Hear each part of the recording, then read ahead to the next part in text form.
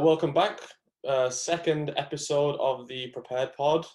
This week we are going over team workouts. So we just had the quarterfinals of the teams go, and we're going to kind of take a look over those. I think there was a little bit of, not controversy, but there was definitely some talking points over that weekend, right? Yeah, it was strange, because I think when he released the pictures, everyone was like, well, this looks very familiar. Yeah, And I think then, Fronin posted like, is this a throwback for Thursday, right? yeah, he must have been pretty pissed off because he did all he was like the rabbit for all the athletes there. And then he's like, I suppose at least he knew he was getting into, I guess. Like last time out, so we went through all the individual workouts for the quarterfinals, or the individual tests for the quarterfinals. We went through them like sort of a post-mortem, I guess. And I suppose we expected that the team workouts would be different. And then when we saw the equipment layout, it kind of was obvious it was going to be some kind of variation of the same thing. And there was a lot of memes and like general complaining about the fact that they were the same or similar, or that kind of thing. Like, what were your thoughts on the workouts themselves in comparison, I suppose, like as team workouts, and then also in comparison to like the individual workouts? Yeah, I mean, it's a tough one because like I don't want to be the person who just kind of sits from the side. It's so easy to sit at the side and just kind of complain like, oh, this is rubbish. They're exactly the same, or blah blah blah. Like I was down at the gym all weekend supporting the team that we had, and they were hard tests. Like the guys had to work really hard all weekend. So in that sense, like they were good workouts. Like I was a little bit disappointed. I didn't have an issue at all that they were variations of the individual workouts. I was a little bit disappointed that they weren't different enough. I felt like the individual relay style was used. I think I was using almost all the workouts apart from, well, in 3 out of the 5 workouts. So yeah, the front squat and the GHD one that was a bit different, but the others was just kind of, yeah, relay style, which I feel like if you go through the workouts, my personal opinion is that you could have hit some different types of team, team stimulus to make them a little bit more teamy. Technical I term. think this was a good test of like 4 individuals. Yeah. When it could have been a little bit more. Let's take we'll take the workouts in order, but workout 1, like I think that was a good chance they could have utilized maybe static holds. So rather than hitting the relay style, through the sprint relay, which essentially they had even more volume than the individuals on the same volume on 2 movements, and then more volume on the double unders. I think they could have utilized maybe static holds in that. One person holding the handstand while the other was accumulating the reps. One person holding the dumbbells in a rack position while the other was accumulating the reps, holding the dumbbells overhead. And then you could have maybe done double unders at the same time. Do you think that workout was easier on each individual on the team than it would have been on the individual doing it on their own, because they got that kind of I go you go happening? I think it was very similar. Yeah. Yes, you did get you got that rest time. It was the interval style for the teams, but the chunks of reps were a bit bigger. Yeah. So they still had, they were still getting pushed, to sort of burn out on those handstand push-ups. It really tested the handstand push-ups for those that aren't, super proficient in that movement. And the double unders looked like they got pretty tough as well. The sets of 100, because that workout ended up being about sort of cycle speed.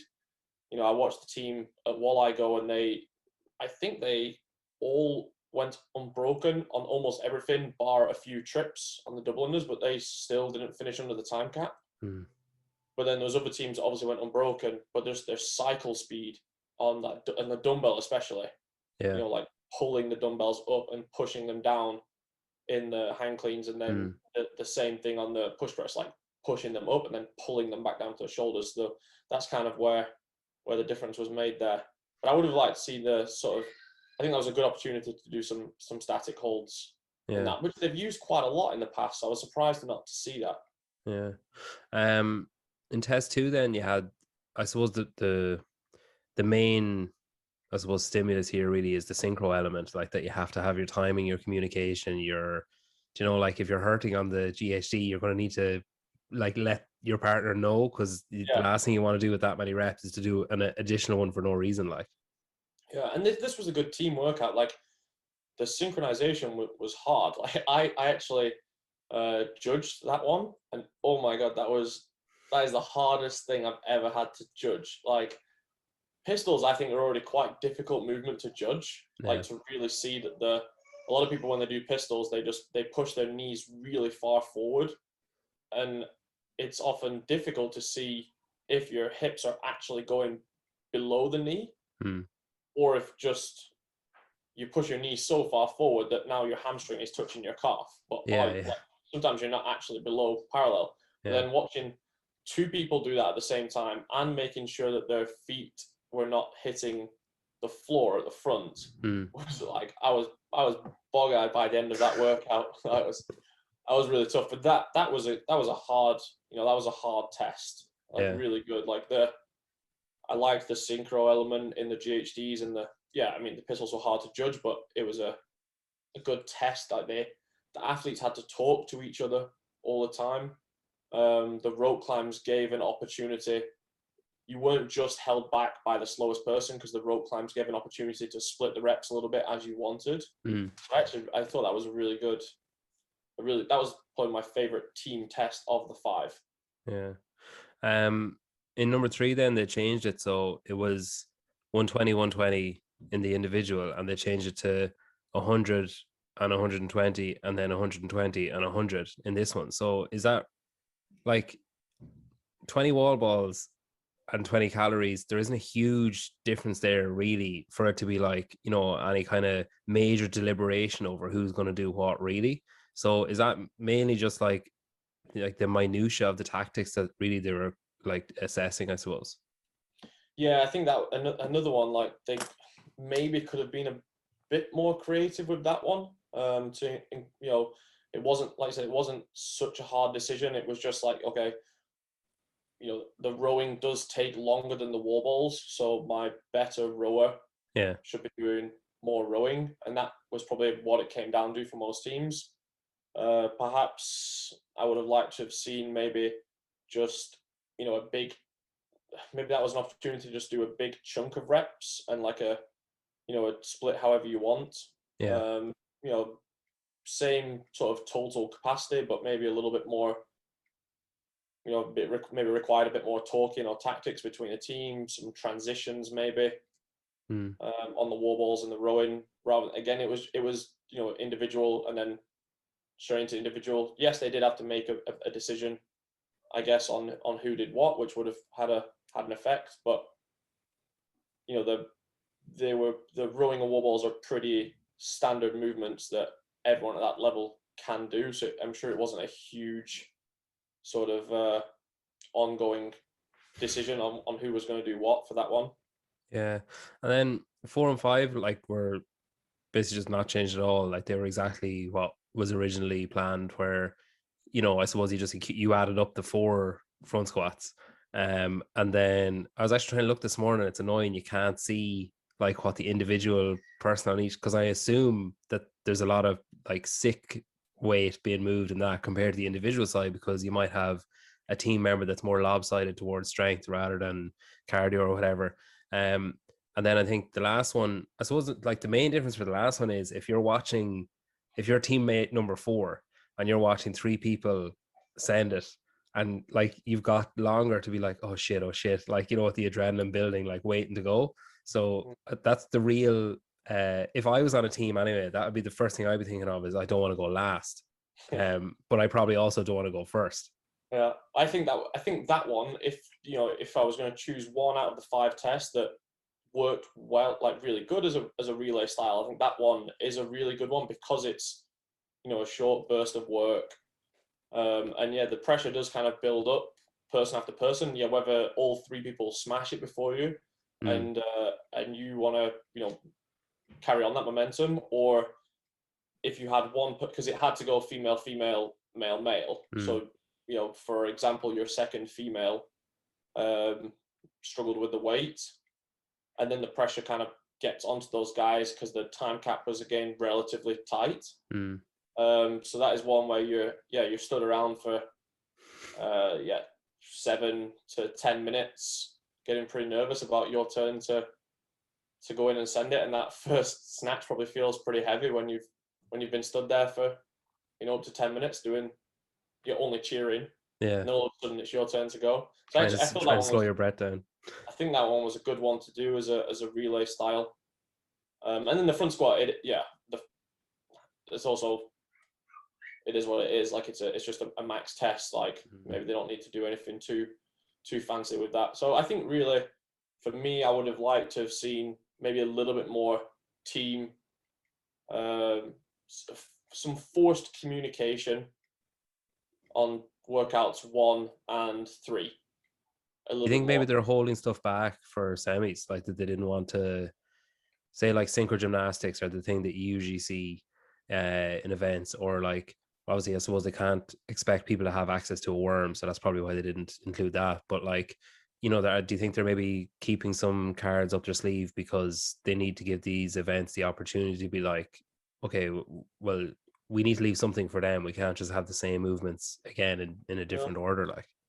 Yeah, I mean, potentially. I don't know. It depends how much of a say. It's still a little bit unclear how much of a say CrossFit is going to have in the programming. Whether, I think the general sort of talk is that they are setting rough time domains and sort of, let's say, stimulus targets, or something like I interviewed, or a chipper or a couplet or a triplet. Yeah, I interviewed Nick from Proven, and they're doing Asia, their program for that, and he basically said that it was like they've given us time domains, they've given us like stimuli or whatever, and I get the impression they were told, okay, we want to have this lift as a heavy lift somewhere, and then I think similar to, I suppose, your experience with Norway is that they have to run everything by them then afterwards and be told, yeah, that's grand, or oh no, change this or whatever. But I think the semi-finals CrossFit has a much bigger say. From the sounds of it, CrossFit is going to have a much bigger say in what happens in these semi-finals than they did in the sanctionals, especially when we did Norway. We were basically allowed to do almost whatever we wanted, and they were there. We sent our floor plans. We sent the workouts and the floor plans, but I think they had more of a say on like just checking that it was safe. Yeah, because even you look at the rowing event in strength and depth, like that's not something that, like Castro himself said that he didn't like it. So obviously the fact that he didn't like it and they did it anyway, and they didn't intercede and say like, oh no, don't do that. Like they obviously they weren't that fussed once it was an all around good test, I suppose. No, and I think they were just kind of making sure, if you had all the safety stuff in place and you weren't going to, do something that was going to, really silly and it was going to that would obviously damage CrossFit's name as well, then you were pretty much free to kind of go with those sanctionals. But the semi-finals sound like they're going to have a much sort of tighter, sort of grip on what's going on, which is a good thing, I think. I think speaking of the semis, like we had it, as was confirmed last week, that both the European events are going to take place online. I mean, to be honest, like, okay, they've confirmed that a lot of them are going to take place in person in America. And I'm not like that up to date with what I know. They're miles ahead of everywhere else on vaccines and stuff, so maybe that's like why they're so confident. But like the only one that I'm really confident of taking place with a crowd in person is Torian, because Australia just seem to have it like all the lockdowns they've had all the way through have been like a day, 2 days. Like they seem to just have it nailed in. So like, how do you think? It's obviously disappointing, I suppose, for people that were looking forward, for spectators that were looking forward to going something, and then for athletes that were looking forward to taking part in an in-person competition for European athletes. Probably, I suppose, something that we kind of knew was probably going to happen, but hoped that it wouldn't happen. Do you think that's like? Do you think that these events would have had a plan B, or are they kind of scrambling now to be like, oh crap, what are we going to do now? I mean, I'm sure they would have had a plan B. A was host a live event with an audience. Plan B was host a live event without an audience, and then plan C is go to online, which, realistically, plan B is a very tough thing to do because they need the audience to, it brings in the income and allows them to actually rent, the arenas and places like that. Running an event without any spectators is very tough. So I think that anyone who was qualifying would have been pretty realistic in Europe of the chance, like knowing that it was probably going to go to an online. I think most people would have been sort of mentally prepared for that already. But it is disappointing. Like the guys that just qualified on a team down at CrossFit Walleye, we're kind of hoping that we're going to get that chance because for all of them it would have been the first chance to go to one of those, regional sanctional semi-final events. So it's going to be different. It's going to be weird. Like I feel even actually just when you're talking there, think of the amount of people that might qualify, like they might get through semi-finals, and the first in-person event that they'll have done in like 2 years will be the games in Madison. Yeah, and I mean that's going to be the case for a lot of people, and like I feel kind of sad for the people that they're going to qualify. There will be, you look at that list in Europe, guys and girls, there's going to be people that qualify for the games for the first time, like that the European, if we focus a bit more on the European athletes, like there isn't that this year set group. There, you can't say these 10 people are going to the games. The girls, you could probably name more that you would bet money on going to the games, but I think the guys is pretty wide open. It depends what comes up. Like there's 2 or 3 that you think will handle absolutely anything. Your Björgvins and Jonne, and I mean they're sort of the 2 big names that stand out for me. But I think it's kind of up for grabs, especially with this online format. It's different, and people have adapted better to that. Some people have resisted it, and just I'll come back when there's live competitions and I'll be able to smash them when there's a live competition. But some people have really adapted to this situation that's now been going on for almost 2 years, or it will have been, probably by the time that it's done. And they're the ones that are really going to benefit. And there's going to be brand new names going to the games this year, and I feel a little bit sad that they're not going to get to kind of celebrate that in front of the crowd at regionals or semi-finals, which I'm sure, for those people that make it to the games, like the satisfaction of making it there, and when you actually show up in Madison, it will become so real and an incredible feeling. But that feeling of being at regionals and making it to the games is something like really special. And I hope that the people who are doing the semi-finals, hopefully everyone's got a good community around them that can make it special for for them. So they can still get that, they still get that enjoyment out of the weekend from it. There's an awful lot of unknowns. We'll say, like, we don't know. Obviously, the emails. So we're recording this on Tuesday, and the emails are going out, I think, tomorrow for the individual invites. So you'd hope that soon after that there'll be more information, like, coming out in stages after that, I suppose, where we don't know, like, for the online events, let's say sticking with Europe, we don't know like what the equipment's going to be, how many events it's going to be, how the judge, like, are they going to send someone to judge, or do you get your own? Is it going to be, will there be a blind leaderboard or like an active one or whatever? Like, would you expect those details as soon as they get, say, the name set in Holland and in Germany, that the next step then will be, all right, here's what you need?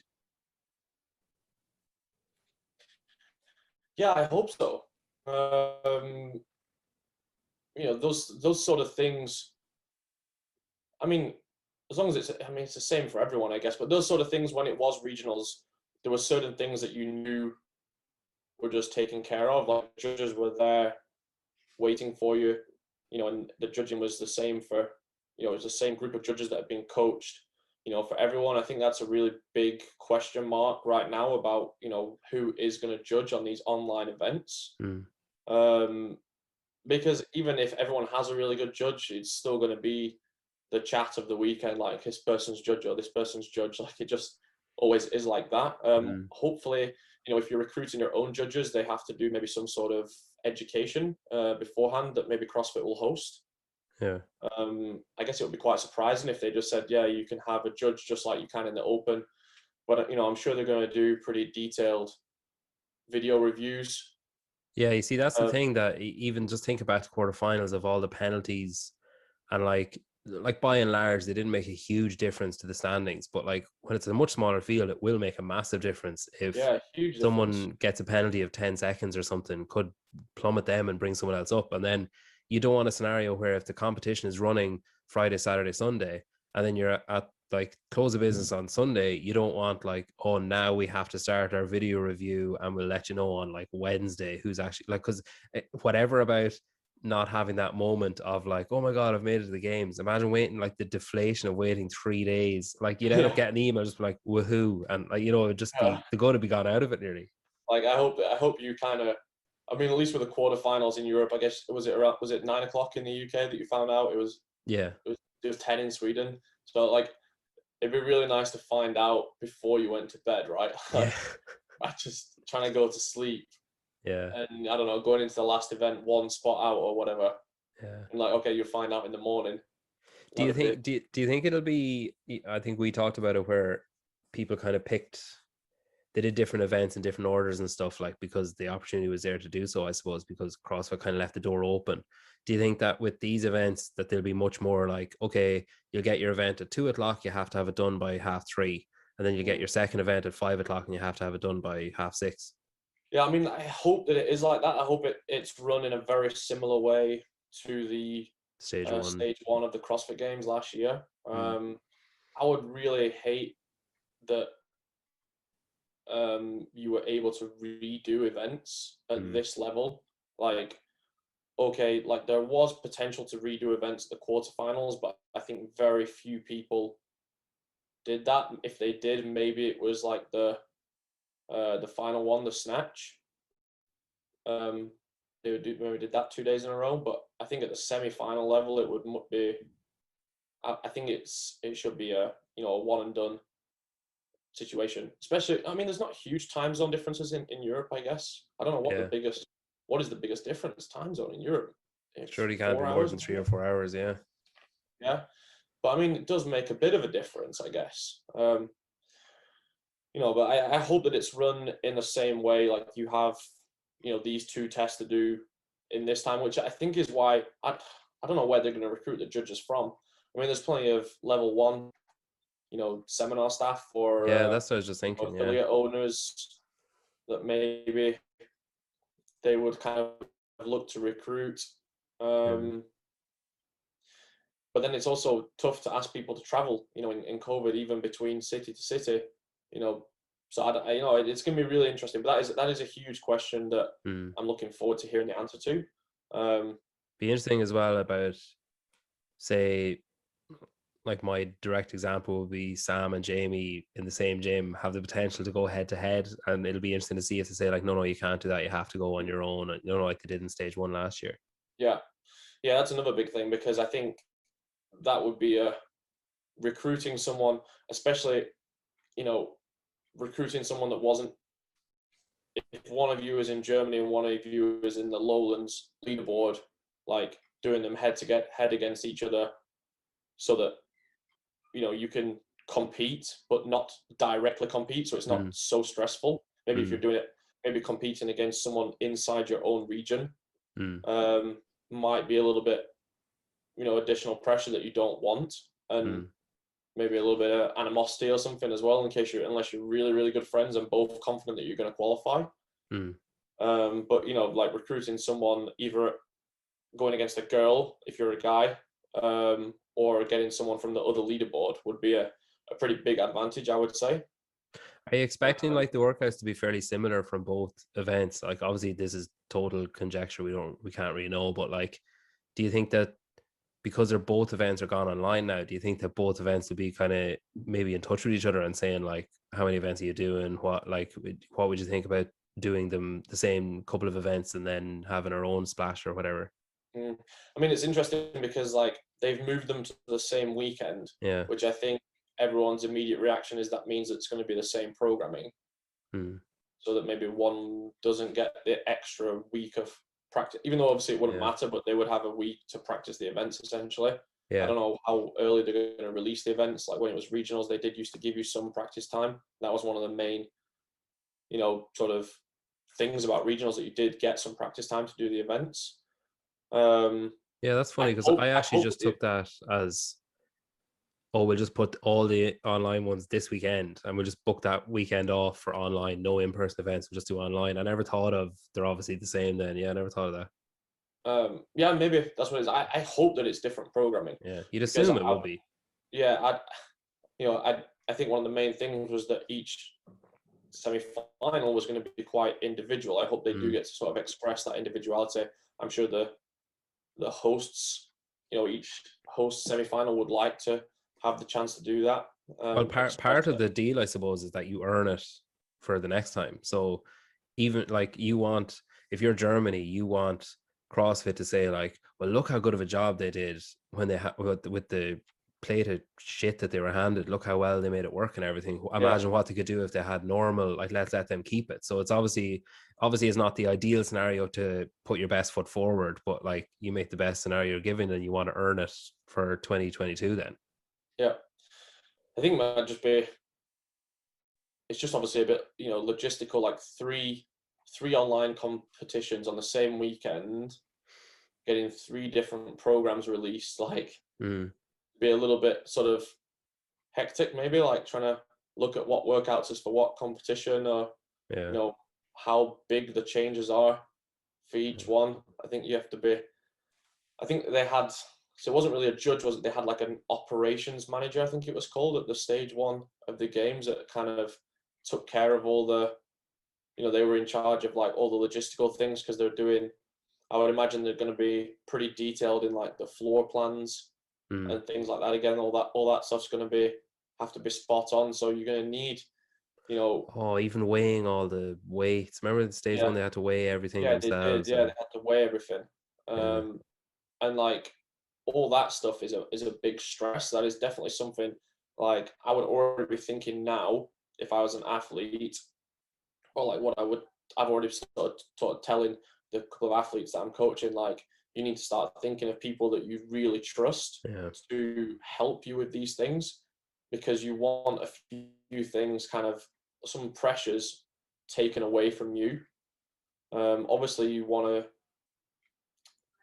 want to give away too much responsibility and end up having to maybe blame someone else if they mess it up. But like, you need some of that pressure taken off you. Like, you don't want to spend 15-20 minutes before an event measuring and weighing and doing all this. If you can have a small team that you really trust, it's a really different type of competing to just, waiting in the corrals at regionals, and then you go out and everything is there waiting for you.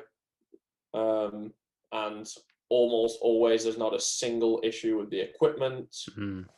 The judges are there waiting for you. Score sheet is there waiting for you at the end.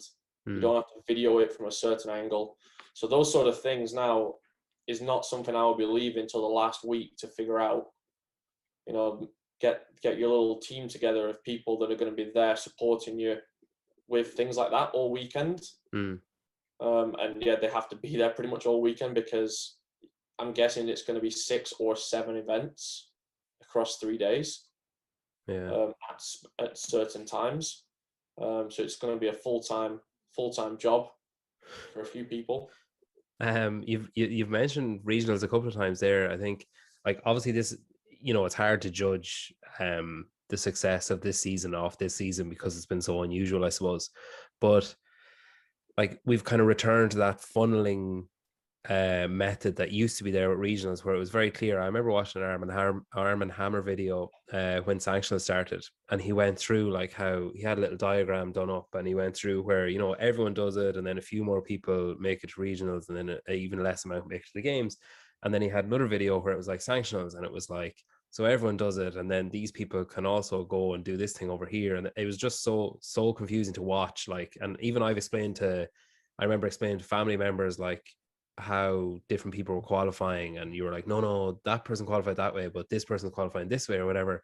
Whereas now we've returned, I suppose it's the same funding system that was there for regionals, but it's more inclusive, or more of an opportunity, I suppose, for people to experience competing or to compete for longer, where you haven't just got the open into, I suppose the way it would have been is the open into semifinals. Now you've got this stage in the middle where you got quarterfinals, and you can, again, obviously this year was a bit maybe shit because some gyms are closed, some people weren't able to be around or whatever, but you'd hope from next year that quarterfinals could be a real like community builder, like where everyone's getting involved, everyone's getting really amped up for the few people that are in a gym. And then building from that, then you've got the further funneling stage of semifinals and then into the games. Do you think that this is maybe the best of both worlds, like that we're getting the clarity and the simplicity, I suppose, of regionals, but you're also getting the added bonus of like those little flavors that we mentioned from the different semifinals, putting their own little spin on things, or maybe that extra community involvement for the quarterfinal stage as well? Yeah, I think, hopefully we've found a system now that they can stick to for quite a few years. So far, like I've really enjoyed as a spectator to this season. I think it's been really cool. Like I think the reduced open was good for participation in the gyms, and it will be even better next year when more gyms are open. I think the individual and the team quarterfinals were really cool. Like it was such a great vibe down at the gym the whole time. And again, like, what I would have loved to been able to do is have spectators at the gym. Like we had a limit on, we have 10 people in the room. So it was basically the team and a couple of judges and maybe 2 or 3 spectators. There's no reason that we can't sort of pack out the gym and give those guys like a really cool feeling all weekend at the quarterfinal level. And then I think going into the semifinals, I think they found something good there. It does kind of feel like regionals. But yeah, it does give the chance for those competitions to have their individual spin, and it allows the sport to grow a little bit more outside of CrossFit.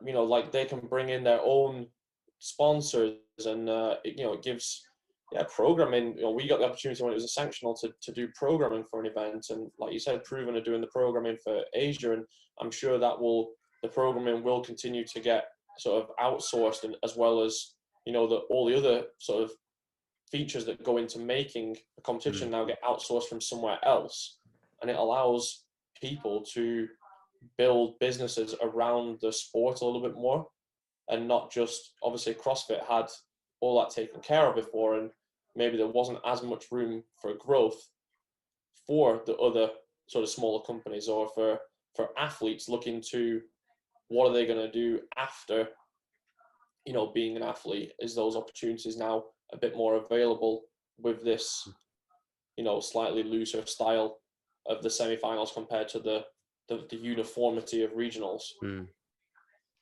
No, I agree. We've got there's a new month starting in like 3 or 4 days. Anything exciting planned for the prepared crew for May? A couple of the exciting things we've got, we have our leaderboard workouts that we do every week are now going to be a little bit more sort of focused on that semi-final kind of style, and we're doing individual and team versions of that to help those few semi-final. We've got some individual and some teams that are progressing, and it's a good chance. We started doing like floor plan mock-ups and stuff for those, and giving people a bit of a chance to experience that sort of what those workouts might feel like at a semi-final level. So that's something that's pretty cool. I've seen some of those leaderboard workouts on Instagram, and I've never been more relieved that I'm not doing a program. Oh, they're not always that bad. No, I'm bad. There's nothing wrong with the programming. You're always that Yeah, well, look, I think we've got a good little roundup of the teams there. And obviously we've got the age group qualifiers coming up next. But yeah, no, I think we've got a nice little. I feel like we've done a nice post-mortem on the individual and the teams. Obviously, it was, I suppose, maybe a little bit easy because they were so similar. But I think it's nice to focus on the differences that are in there. Like I think you mentioned the extra stress of the communication on the GHD workout, and then the relay. I suppose the gradually building adrenaline in the relay of the last one is obviously something that was exciting as well. And I think, even when you say it there at the end about like bringing in the crowds for next year, it's something that I'm already looking forward to have those moments where it's like where they get to, I suppose, have their efforts appreciated in person rather than just getting a message, saying, "Oh, I heard you did well," or like it's just so much nicer for the people who maybe there might be a team who might qualify for semifinals and that's it, and they're never going to get the experience this year of like being praised in person for their efforts, which they would have had if people were allowed in the gym, or which they would have had if there was crowds allowed at an in-person event. So Yeah, hopefully they get their I know for a opportunity. fact that at the gym, the gym down that we go to, like, if they could have had crowds, they would have, and I'm sure they would have done maybe a small after the open. They usually do you do an open get together after the last workout. Yeah. Just some pizzas and some beers or whatever, and just kind of have a laugh and celebrate people's achievements. I really hope that we're able to do that by next year. And then I think you'll really see then that these have been, like, especially the quarterfinals, I think you'll see that it's been like a really cool addition to the season in that way. And you're able to sort of praise those sort of more competitive athletes in the gym and give them like a bit of a special weekend, special moment. Yeah. Cool. Well, look, until next time, we'll leave it there, yeah? Sounds good.